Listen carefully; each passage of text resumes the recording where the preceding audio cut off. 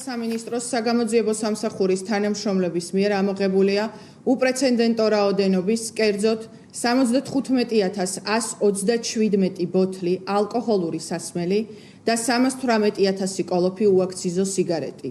დაკავებულია დანაშაულში თანამონაწილე 7 პირი.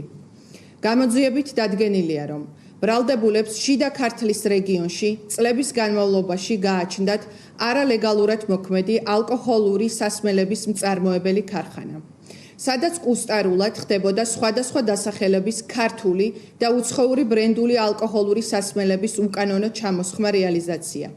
საგამოძიებო მოქმედებების შედეგად ამოღებული იქნა სარეალიზაციოდ გამზადებული 75,127 ბოთლი უაქციზო ალკოჰოლური სასმელი, კერძოდ არაყი ბელუგა, ბელვედერი, გრეიგუსი, ვისკი ბორკანი და ჩივას რეგალი.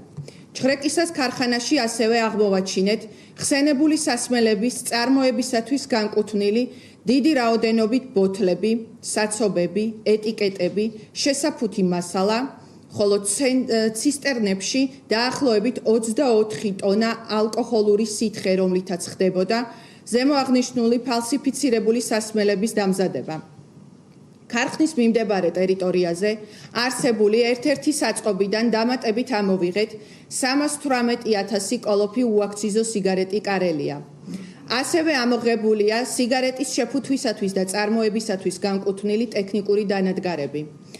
ამოღებული უაქციზო ალკოჰოლური სასმელების და სიგარეტების საორიენტაციო ღირებულებამ შესაძლოა მილიონობით ლარი შეადგინოს, რასაც საბოლოოდ საქმეზე ჩატარებული შესაბამისი ექსპერტიზა დაადგენს. ვაგრძელებთ საგამოძიებო და ოპერატიული ღონისძიებების წარმოებას ორგანიზებულ დანაშაულებრივ საქმიანობაში ჩართული სხვა პირების მხილების მიზნით. გამოძიება საქართველოს სისხლის სამართლის კოდექსის 196 მუხლის მესამე ნაწილით და 200 მუხლის მეოთხე ნაწილით მიმდინარეობს, რაც სასჯელის სახედ და ზომად ითვალისწინებს თავისუფლების აღკვეთას 7-დან 10 წლამდე ვადით.